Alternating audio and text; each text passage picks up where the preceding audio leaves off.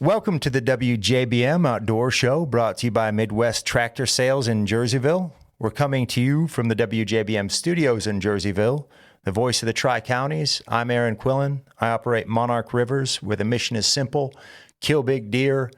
And for last week, it started to get deep. So here is part 2 with guest Aaron Albrecht. And man, I'm looking forward to this rabbit hole. So thanks for sticking around. No problem. All right. Mike is saying that we should have plenty of storage available for the cameras. We're ready to rock. So we were just talking about management overall. How does this happen? We need to kill more does. And you're a crop adjuster. Yep. Let's start there. Yeah. So you're constantly looking at damage caused by wildlife. All things, weather related and wildlife. It's pretty much anything. Mm-hmm. Windmills that are going up, solar fields, whatever you want to call it. I mean, yeah, we're looking at everything. Okay. Deer, man, do they get the brunt of it? Deer and coons, they do, and they deserve it for a lot of part. The amount of replants that I see, and there's a lot of weather related too, but when you get out there and you're seeing the deer damage that it's, guys replanted 3 times, and I don't know how to stay ahead of them. And well, you can't. You just keep throwing seed at the ground until it gets high enough to where the plant can actually sustain grazing. So then once it gets to that point, then you're running into when the crop matures, now they're eating it. Mm-hmm. The plant finally did make it. He's not browsed down no more. He grows up, and now he's got the grain, and now they're eating that. So it's a double-edged sword, really. Yeah, you're getting it on both ends. They're eating it little, and they're eating it when it's mature. So, and I see a lot of it. And there's areas, guys are they're done farming. They can't farm it. It's CRP now because nothing grows there. Mm-hmm. So. And that didn't used to be a thing. You go back 25 years ago, there wasn't a bunch of CRP. Everybody was still out driving. I'm not saying we need to go back to driving deer and doing things like that, but deer just need to be shot, and coons need to be shot. There's no fur market, so there's no incentive to go out there and kill a bunch of coons. Mm-hmm. And they're cute. Yeah, I guess, yeah. Okay, so with regard to replant, yep. Corn is a grass. Beans are, what do you call that? They fix nitrogen. Nitrogen fixating plant. Yeah. So they're different plants. What I see with corn is a lot of times they will continue eating it even at the stalk. Yeah. And it's crazy to me. Yeah, they'll pull that whorl out and eat it. And do you ever notice whenever they're doing that corn has almost smells like sweet corn when you walk through there and smell it? Like if you used to pull that whorl out and smell it when they're eating it at that stage. Okay. It's got to be sweet to them or something. So the whorl, that's where the ear's about to come off? No, the whorl's right there in the center of the stalk. Okay. Like where your tassel comes out. But at the stage that they're eating at the tassel, it's way down in there. So, they're probably, when they're eating it, and they're picking the top of it out, it's probably waist high on us, so probably 12-leaf corn. Yeah. 12, 13 leaf, somewhere in there. Okay. But it's got to be just have a high sugar content. And it may not be all the corn that you're seeing. It could be different varieties. I don't remember, I probably shouldn't say brands or anything like that, but there was a brand a couple years ago, like out in a seed plot. It had a real high sugar content. And I don't know if it puts off a different smell, but there was that specific number in multiple plots that the coons and deer just devoured it. Okay. It was crazy. And if somebody was wanting to put that in their food plot, I think I'd go talk to their seed guy and see what that was, because I'm sure all of them can tell you what it was. Yeah. Okay. So on the different stages, whether it be beans. So beans, for example, when, like most plants, when that stalk is coming up and it gets nipped in the top, that plant no longer continues growing up, it starts to grow out. It can. Like if it gets nipped at the cotyledon, it can grow out, put on 2 stems. But that's like the stage when the beans are real vulnerable to heavy grazing because they nip it off below the cotyledon. Now you got a dead plant. Okay. But as long as it's above and you got enough plants out there, maybe they're just nipping the tops of it off. Once it gets up to probably V3, V4 bean, then they can sustain a fair amount of grazing. Okay. And they'll grow up. And we'll see that like with hail damage, which we've run into quite a bit of that here recently.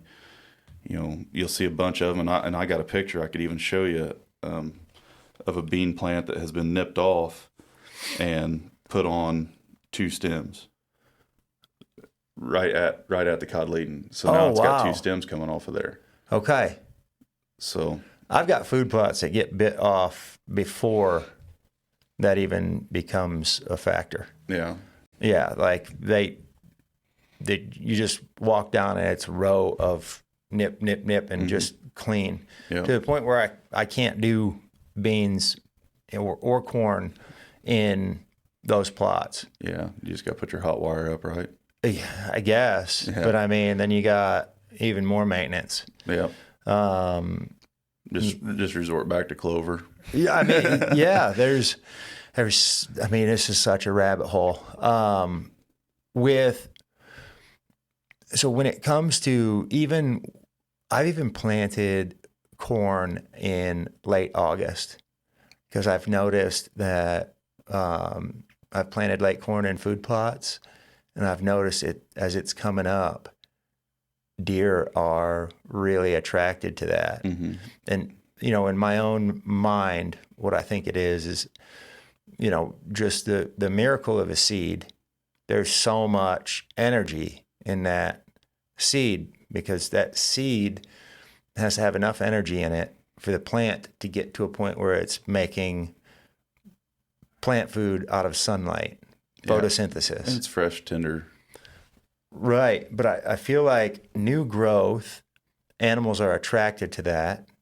And it's because of that energy that's coming from the seed that is responsible for getting it to the point where it photosynthesizes. Yeah. So I've always felt like deer are attracted to that new growth. Mm-hmm. And so any seed that you have, if you can just get it going for that early season, it's likely, even if it's not going to sustain, it's likely going to attract deer. Have a good draw, yeah. Mm-hmm. Yeah, I've seen guys put beans out there when they're planting their radishes and turnips, and they'll have some beans coming up in there with it too, which is probably, I would assume maybe that's a decent idea because it's making nitrogen, and brassicas need nitrogen. I don't know if they can actually pull like that. Not sure, but that'd be cool. What do you mean pull? Pull the nitrogen from the plant, or if the plant's got to be dead to be in the soil. I'm not really sure how any of that works. I don't either. So it's nitrogen. When you pull like a bean plant out by the root, and you see those little crystal, they look like uncolored nerds, like nerd candies, right? That's the nitrogen that they fix, right? Mm-hmm. Yep. Okay, so I don't know if that's usable then or not. I don't think it would be, but it'd be a good thought. Yeah. Somebody really think they're doing something. Well, so I used to not like mixes because I wanted to know what the deer were attracted to. Yeah. And I could tell a difference between, different variants of rape or other, turnips versus radish. And I liked that, organization and structure. But when you talk about fixing nitrogen and overall plant health, soil health, a mix is actually far better because you're kind of creating a more consistent, layer for your topsoil, more consistent, plants, like you're saying. I think they do help each other in a way. I don't know how readily available it is. Again, I'm not a PhD by any means. But yeah, I think that some of the mixes, throwing beans in there, depending on what time of year you plant, it might not be a late season food source, the beans, but it definitely would take the pressure off some of the other things that you plant across the board. Let's get back into this, deer crop damage, because I want to get how I looked up statistically, and about 10% of total crop per Google, right? Yeah. So take it for what it's worth. But basically in Illinois, what I've looked up, about 10% of total crop goes to crop damage. Would you agree with that? Goes to wildlife damage? Yeah, wildlife damage. I'd say that would vary by county. Okay. Because when you do that, Pike County, Calhoun County, parts of Greene County, well, Greene County and Jersey County would be a good representation, you know. Yeah. You take the western half, there's probably not near as much wildlife damage, or there is more wildlife damage as compared to the east side of the county. Okay. Where there's less trees, less waterways, you know, things like that. You go up to Logan County, for instance, I mean, that's all flat. Okay. Up there, you got a couple ditches that run through it. You're gonna have very minimal damage. Right. So that might be fairly accurate. Okay. I hate to give Google any props on anything like that. Yeah, but I'm with I'd you. say I'm with you. That might actually be probably about right. Okay. But anywhere where there's heavily wooded areas, you're going to have obviously more wildlife damage. But definitely Pike County, Brown County, Schuyler County, they're taking the brunt of it up there. There's a lot of animals up there. And then, well, even Calhoun County, that's great over there. Those beans don't get much of a chance. No. And I mean, but nothing against Calhoun. I obviously live there and love it, but it's not great farm ground. I have something against Calhoun County. Oh, okay. What's that? I had to walk a half a mile up a hill 3 days ago. walking wheat that got hailed on. I have a problem with that. Yeah, no doubt. I'm fat. So with habitat comes wildlife, comes crop damage.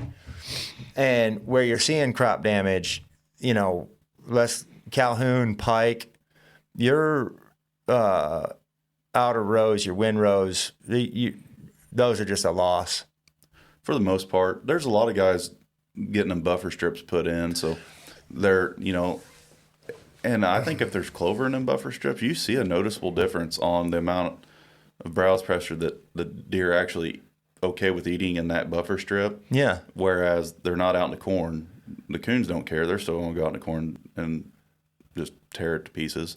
But you'll see it like on beans. You can go around and look at bean fields, and if you got a good buffer strip that has a fair amount of clover in that buffer strip, the browse pressure is way different than a field that's just no buffer strip. The trees zap it a little bit, but the deer hammer it too.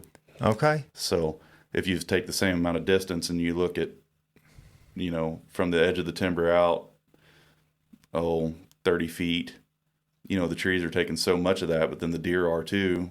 And then you go out there and you took 30 feet of your beans and look at it again, the beans are probably chest high. But if you get to looking around, you're looking at the clover or alfalfa, whatever might be in there, you can see where all that's heavily grazed. So I think those help. There's a lot, I think, to be said about doing less, right? So from a farmer perspective, a lot of times I want to farm as close as I can to the woods. Yeah. But then, you know, you got less sunlight, so those crops are less productive, you know, and then, so by actually doing less, maybe putting in a buffer strip like that, you're actually able to do more. Yeah, you're increasing your yield on that farm. I mean, you're lower acreage on the farm, but you're getting out and you're producing a better crop. Okay. So, and one of these drone guys, I think it's that Jack Houston guy, I saw a thing where he was talking about, you know, they're doing the drone stuff in Missouri and states where you can do that. But a lot of the deer that he's seeing in the CRP is actually in the close proximity to the timber or the draws, the thicket, the habitat, and, you know, not so much in the middle of the CRP, but right there. So it's almost like that buffer strip provides greater habitat for your hunting and farming. Yeah, I believe that. Yeah, I think that's important because, you know, one of my hills that I stand on, again, is farmers need to start looking at it a little bit from the hunter's perspective too. I know it's a small check, and yeah, we'll pay your taxes, but there's a lot of valuable resources that we can provide to farmers. And then there's also mutually beneficial items like these buffer strips that you're talking about, where, they're getting paid for CRP revenue on those buffer strips, right? Yeah, I don't know what the cost per acre is on it. Right, but it's still, positive. Yeah. Okay, so the buffer strips seem to be helping out. Now, where there's habitat, there's wildlife, which equals crop damage. Yeah. When you look at deer versus coon, my position is that the deer take more heat than coons, and maybe some farmers are aware of the coons but more mad at the deer. Would you agree with that? Yeah. Yeah. And I think the reason the deer take the brunt of it is because deer eat both corn and beans. Okay. Coons, they might eat some beans, but they're primarily just on corn. Okay. And I think that's probably why you're seeing that. Okay. They're right. eating both crops. So okay, that's good. It's I've easy never for a even farmer thought to about drive that. by and see 20 deer out in his beans eating and be pissed off. Mm-hmm. As compared to if the deer's on the backside of his cornfield, he don't see it till he's in there with his combine. Yeah. And then he's mad. Yeah. Right. Yeah. Real mad, I bet. Yeah.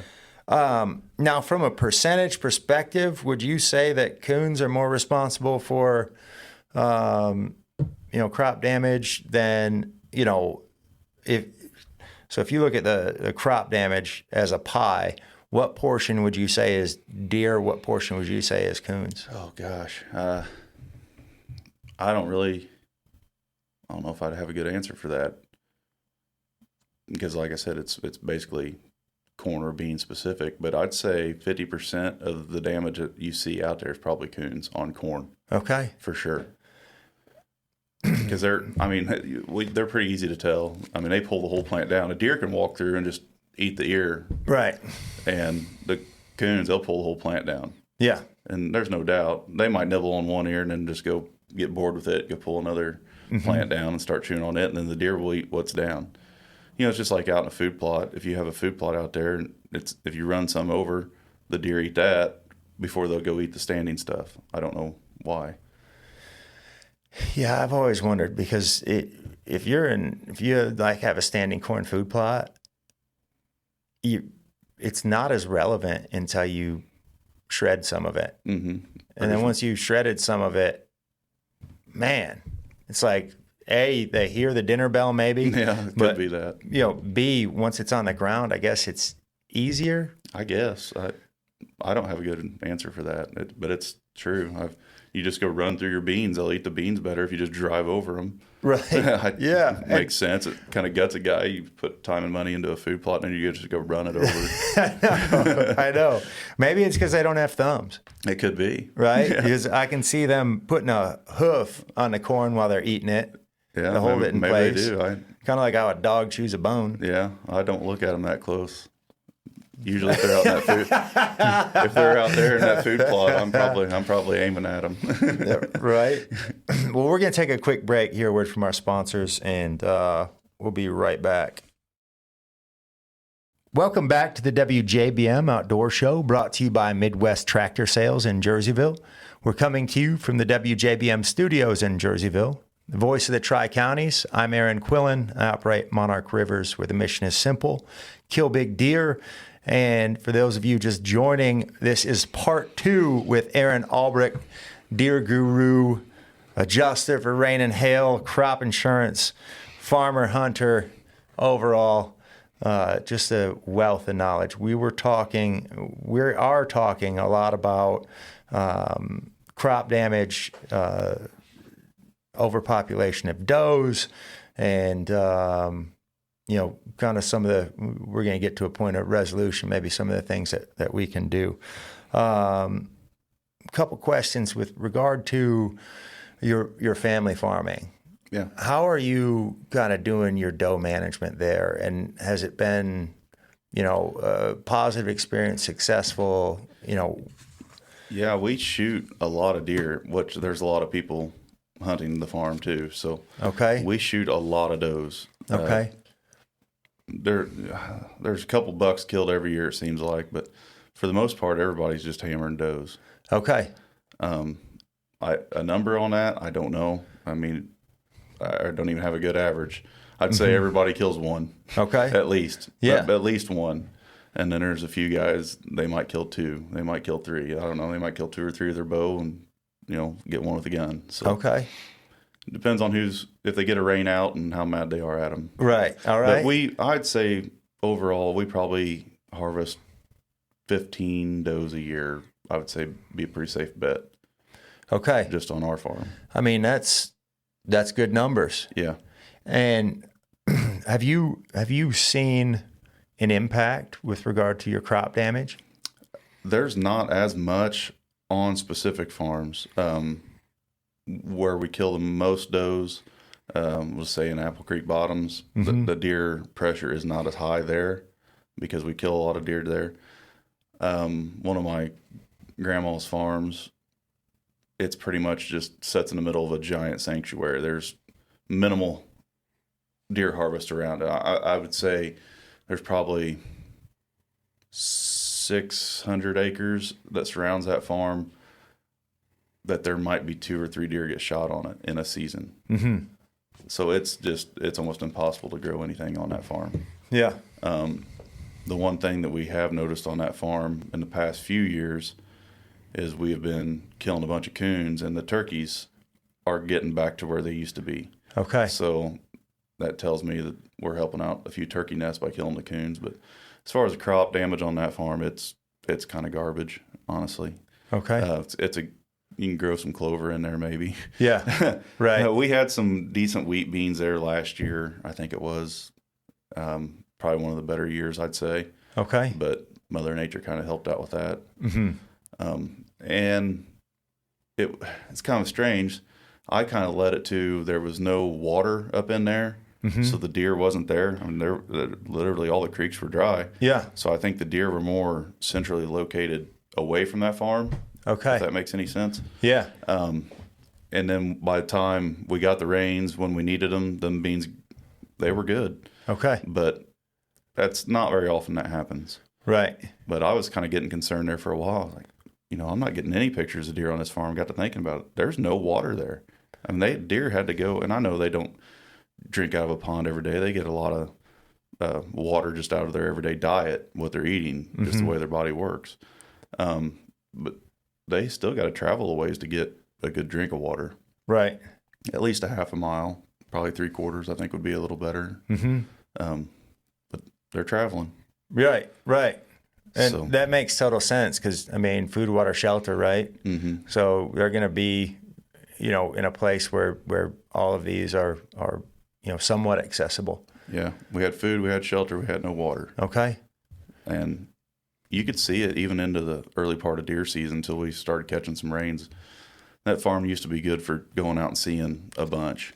And you went from seeing probably 20 deer to maybe a doe and 2 fawns.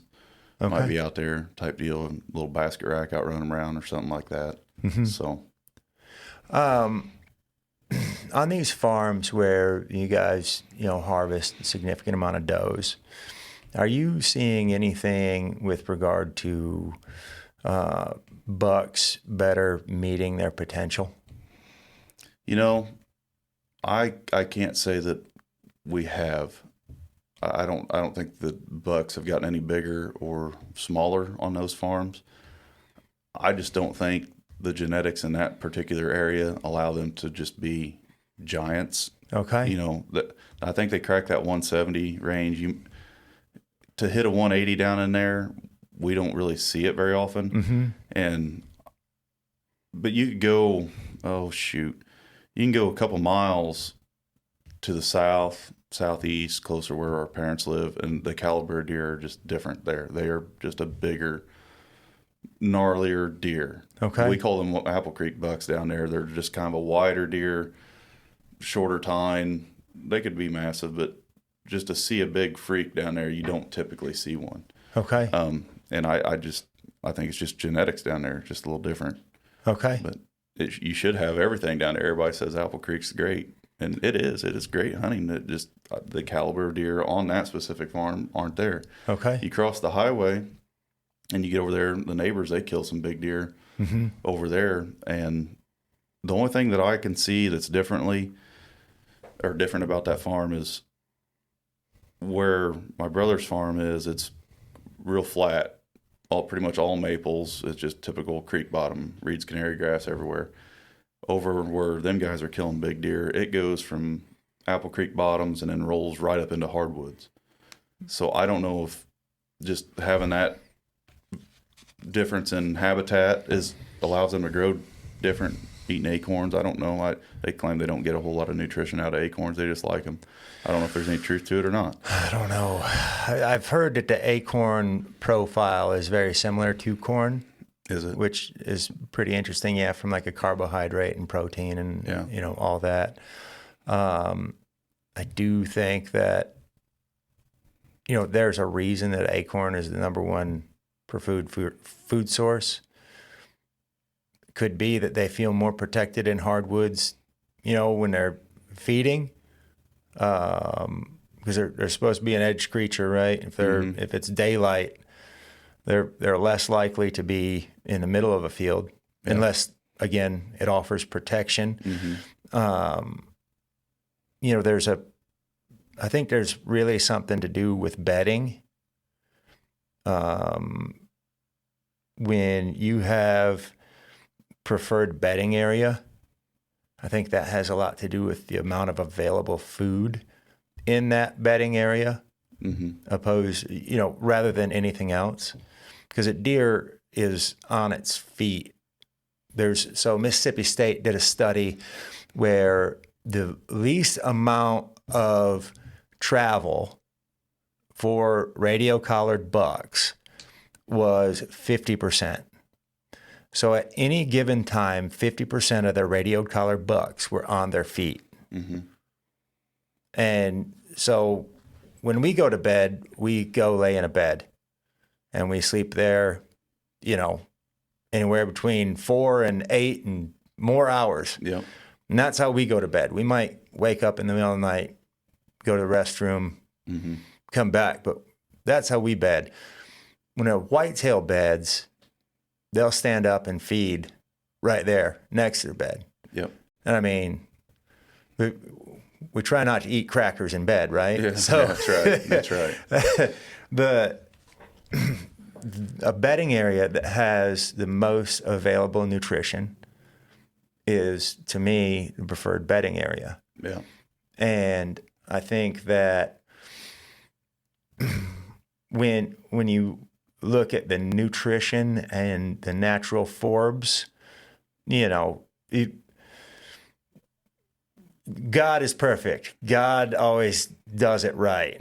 So these natural forbs are obviously going to be the most nutritious thing. Yep. Forget the corn, forget the beans, alfalfa, whatever. That to me is more of like the dessert than the main, you know, the main food profile that they're eating. So I think it comes down to that significantly. As far as acorns go, whether it's just that they're a part of that or if they're a primary food source, I will say that we have a lot of diversity in the farms that we hunt. This past year was a bumper acorn year. Yeah. And I love poking them open. You know, once you get them gutted, poking them open and see what's in the stomach. You don't do it out of honoriness? No. Just wait for somebody to start gutting their deer and do a good job and pop it. No. But when, like in some of our Pike County farms that are more, it's less bluff and more rolling. You get to that, you know, southern area of Pike County, they call it the prairie. It's always windy on the prairie, right? A lot more shelter belts, a lot more timbered creek bottoms, and a lot more open ground. And in like last year, this bumper year, our Calhoun deer were like 100% acorn. I've noticed that on big acorn years, if you see anything else in the stomach, it's green. Now, I'm not a vet, I'm not a PhD, but when a dog eats grass, they're doing it to settle their stomach. Mm-hmm. I feel like the acidity or something about eating so many acorns, they are naturally going to seek out green to aid in their digestive process. Yeah. Now, when you get to the Pike County farms on a bumper year like last year, you do find some corn and beans in the stomach. And I think that's because there are less available oaks, but it also showed me that they are going to go out and intentionally seek out acorns. Or maybe they're just seeking out that preferred bedding area and acorns happen to be a part of it. But you're almost always going to find acorns in the stomach. And so, going back to the idea of a buck reaching its full potential, it could be, a variance on the bedding and the type of food available in the bedding, because all of these farms are going to have corn or beans, somewhere close. Yeah. So, that's almost by process of elimination, something that's there. One thing that I'm personally trying to figure out, what direction that we want to go is trying to maximize a buck's opportunity to reach full potential. And, you mentioned, I guess, on part one, a longer rut that you're seeing and noticing, and that it's not hitting as hard. And I think that might have something to do with the deer population. It could be. And the thing on that rut, your hunter's seeing it too. It's feast or famine. You're in a holler where it's just rocking, or it's just a ghost town. Yes. So I personally, this is going to sound crazy, but I don't like the term rut, because the pre-rut is basically everything up to September. And then in October, it starts hitting. I guess, because that's when they start, seeking. That's when they start, taking an interest. Mm-hmm. So does rut really start when the first doe is bred? Because peak rut, I've always measured it this way. We've got a bunch of farms. We don't run huge camps. We're not like other outfitters where we've got 20 guys in a camp, and so we have more farms than we do hunters. Mm-hmm. Now, in the earlier part of season, maybe one farm's really hot one day, and then another farm's really hot the next day, and then maybe all the farms sucked one day, and then maybe two farms are hot one day. Peak rut to me is when a majority of farms that we're hunting are hot, right? And maybe it's a hot doe, maybe it's extra movement, seeking, maybe chasing, some type of rut behavior, some type of behavior that makes it, a more desirable hunt. So it's almost like when the hunters are back for the evening and they're like, oh man, everybody's, oh man, I saw this, oh man, I saw that. Mm-hmm. That to me is more the peak of the rut. Mm-hmm. And I don't think it's as defined as it used to be. No, I don't think so either. There's a guy, I'm going to come up short on his company name, but everybody's heard of Evercalm. Yeah. And the VS1. Mm-hmm. So his name's Doug Roberts. He's the guy that does that. And I do a hunting show in Michigan where his farm is nearby, and he's kind of a hometown hero. And I asked Doug, a few simple questions, just kind of in a brief meeting. Somebody brought him up to me to introduce, and I was like, flat out, I want the bucks to reach their maximum potential. And he said, kill all your does. just go to town on your does. And he said that what that will do is that will make your bucks just like, it's hot and heavy for a quick second, and then it's done. Yeah. So then They're not stressed. You're going back to that. Right. 2 seasons ago, any buck that we killed November through January had 0 body fat. It was only intramuscular. So when you're cutting the meat off the bone, you'd find some fat between the different muscles. But that fat on the sides, that fat near the rump, non-existent on the bucks. Yeah. Does, normal. Bucks, not so much. I'd say the does were probably normal to above. Have you noticed gutting them does the last couple of years, the amount of fat on the inside of their body, like around the catfish loins?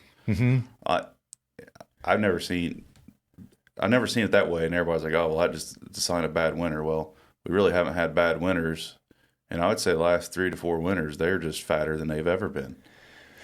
It's great. It's crazy to me. I mean, you can pull out literally just 2 big chunks of fat. That's all it is when you're gutting them. Throw it out. Well, let's just go back in the day. Everybody's single and of age, and they go to the bar, and you sit back and you observe. You know, if there's a bunch of ladies in the bar, the bucks don't have to work as hard. Yeah. If there are virtually, few does, then the bucks might fight. Yeah. Right? That's so, right. I mean, you're kind of looking at that aspect. It's pretty much the same thing. Right. Yep. And then I got to go full circle on this for anybody listening. Farmers and hunters have a lot in common that they don't realize. I think hunters do need to kind of nip it in the bud and get to the point. I think hunters do need to shoot more does. Yeah. We got to help each other out. We can't just be sitting there fighting all the time. Well, I would encourage farmers that are leasing their land to take an interest in what kind of trail cam photos their hunters are receiving, not just on this big buck or that big buck's living on the farm, but how many does are you seeing? How many bucks are you seeing? Yeah. What kind of age structure are you seeing? Are you seeing big old bucks and young bucks with nothing in between? That might be a conversation. Or are we seeing a bunch of does? Yeah. Because I know what those answers are going to be up our way. It's a bunch of does. And so there we go. That's an indication that, hey, we need to do some work because we're going to get some crop damage. Because at the end of the day, if everything goes to crap, at some point the leases are going to start regressing. I mean, you were actively hunting in 2012, 2013 when we got EHD real bad. Oh, yeah. Right? Yeah. I mean, for the next 3 years, Illinois got blackballed. I mean, there were keyboard warriors across the country talking about how bad Illinois was without having set foot in the state to see it. I can understand somebody's business is being online and finding something to talk about. But the way that Illinois got blackballed, any other time there have been EHD, it seems like Illinois is kind of like, hey, mind your own business because we don't want to be blackballed again. Those keyboard warriors, every one of them is 100% right, aren't they? Oh, my goodness. Yeah, they are. Yeah, they are. Every one of them. I'm guilty of it. Once in a while, I'll put a comment on Instagram and just kind of see what kind of feedback I get. Yeah. Nothing deer related. Yeah. Just stirring the pot. Yeah. I don't have any of it. I don't know. I can't deal with a lot of it's ignorance, honestly. It's never good. I inflict enough ignorance on myself. I don't need to go around anything else. Well, we're going to take another break. Hear a word from our sponsors. We'll be right back.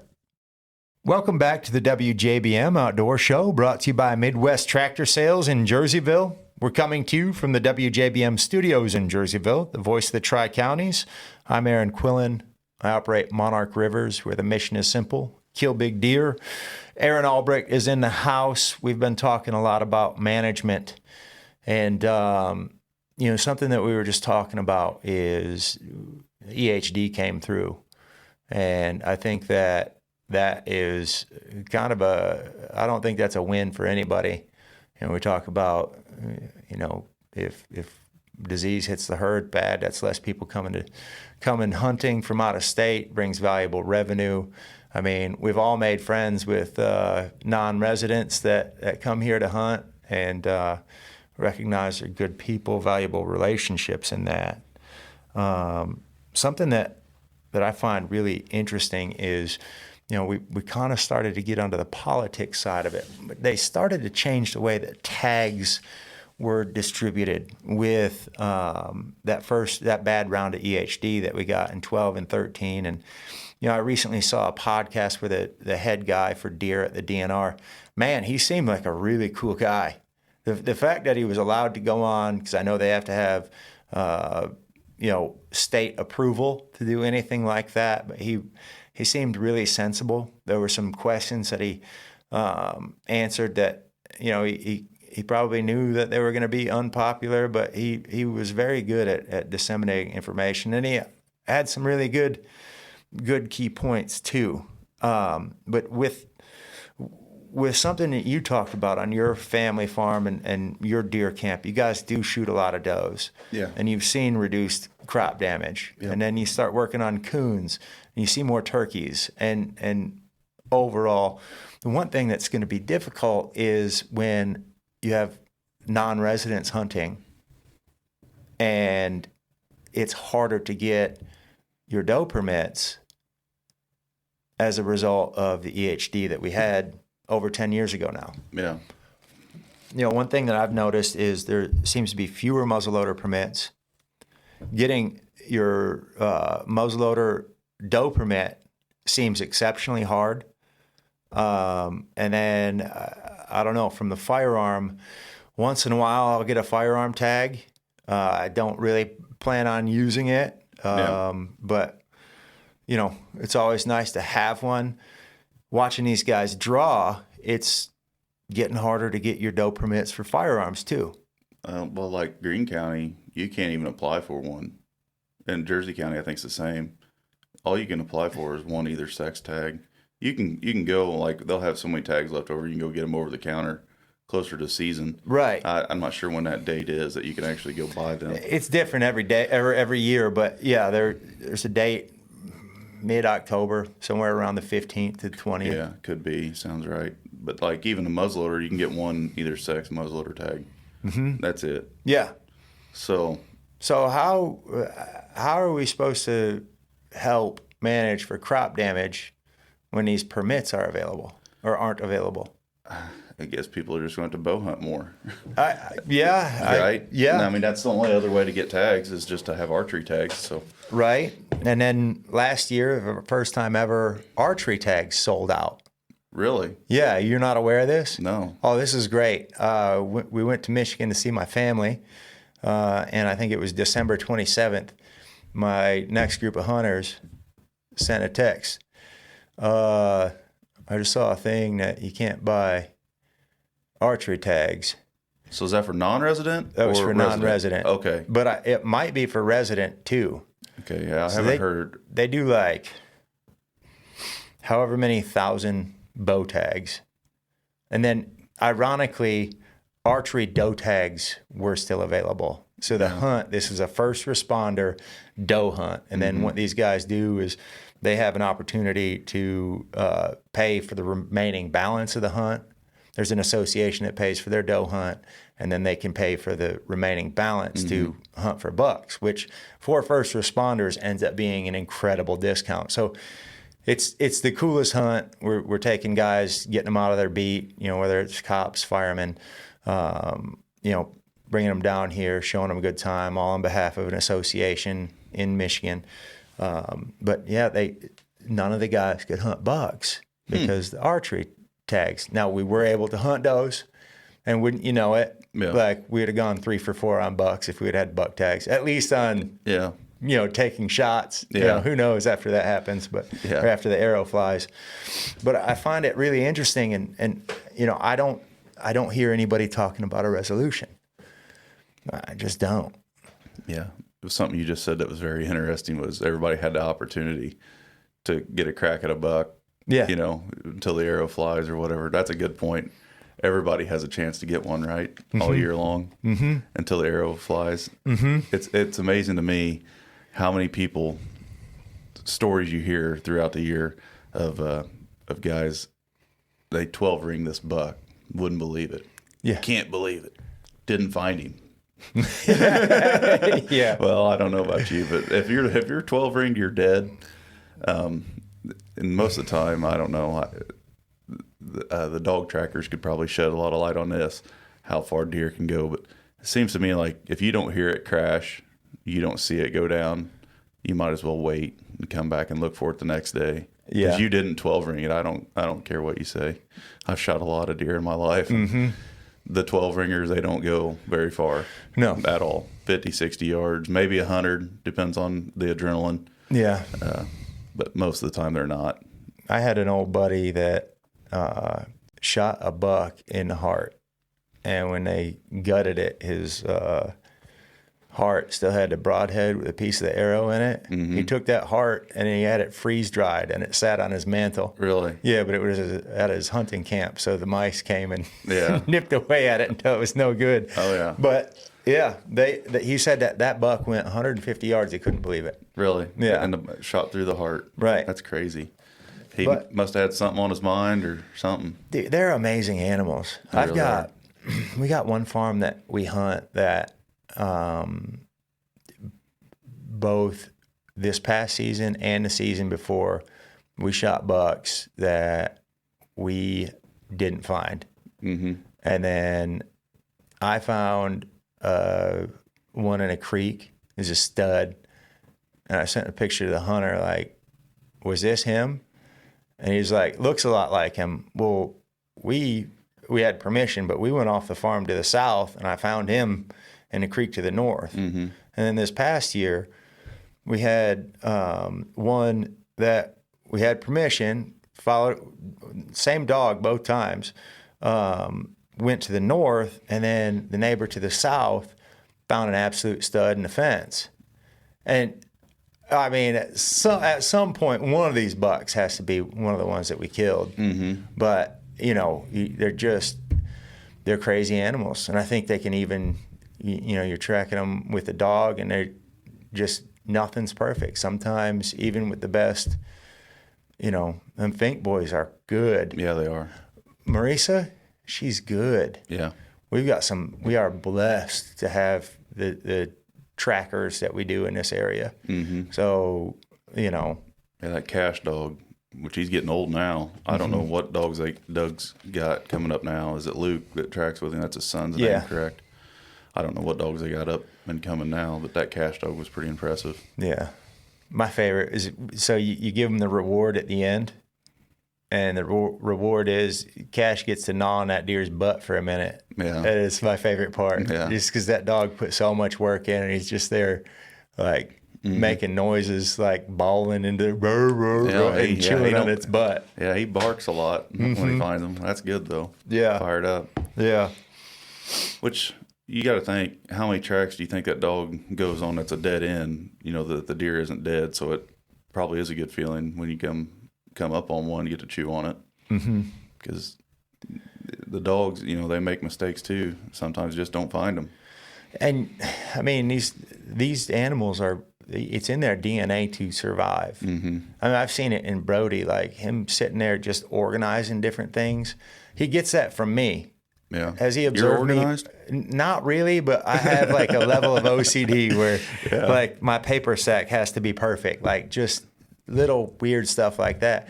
He hasn't observed that from me. That's like in his DNA. And then these bucks, they have survived for thousands of years, or, you know, however long the white-tailed deer has been around. It's in their DNA on how they survive. Some crazy, you know, however that whole thing works. Have you watched that whitetail research guy on YouTube? Man, Yes. you got to get him on a podcast. I mean, well, he's got a million of them out there already, but he's good. I like watching his content. I know. If he was ever in the area, That'd be cool. I don't think he's too far away. Just out They're there in Missouri. Yeah, I think it's eastern. Like, Is he in eastern Missouri? I think it is. I could be wrong on that. I probably shouldn't have said.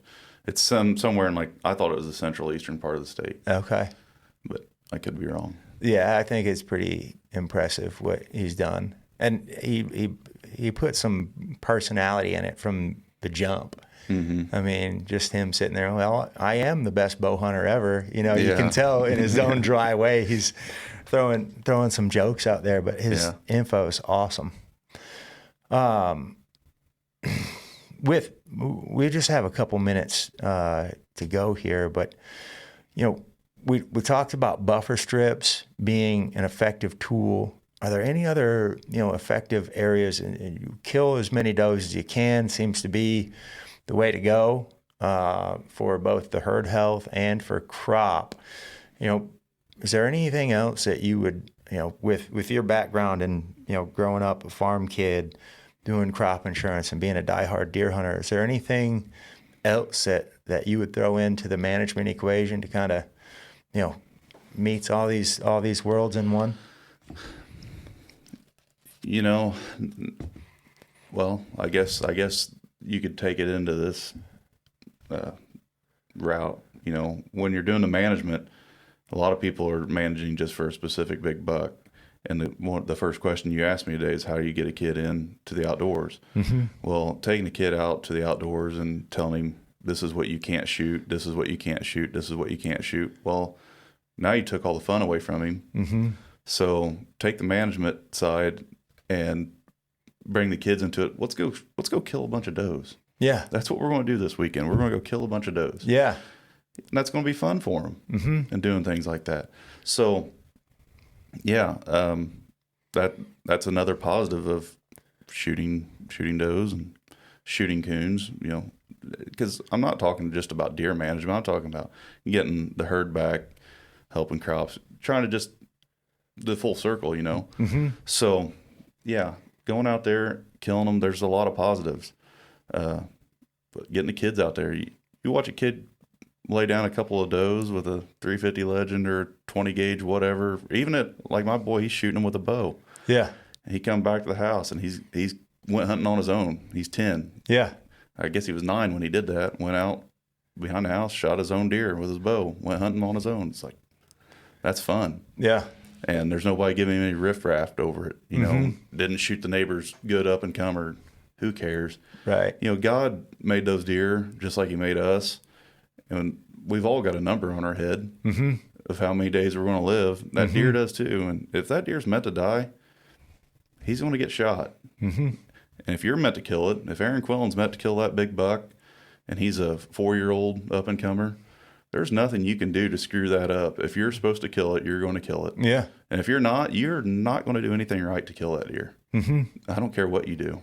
So I think that's a few things people need to remember. Yeah. I don't know. Might be right, might be wrong. I don't know. I think it's right. I'm in full agreement. So I'll tell you, we could do this all day long. I got to cut you loose so you can get back to work. Yeah, go to work. Yeah, if we had a case of beer, we could really get rolling on it, right? Right. So, to be continued. Yeah, no, it was a good time. I'm glad you had me on here. Yeah. Well, thanks, man. I appreciate it. And looking forward to next time we get to hang out. Sounds good. All right.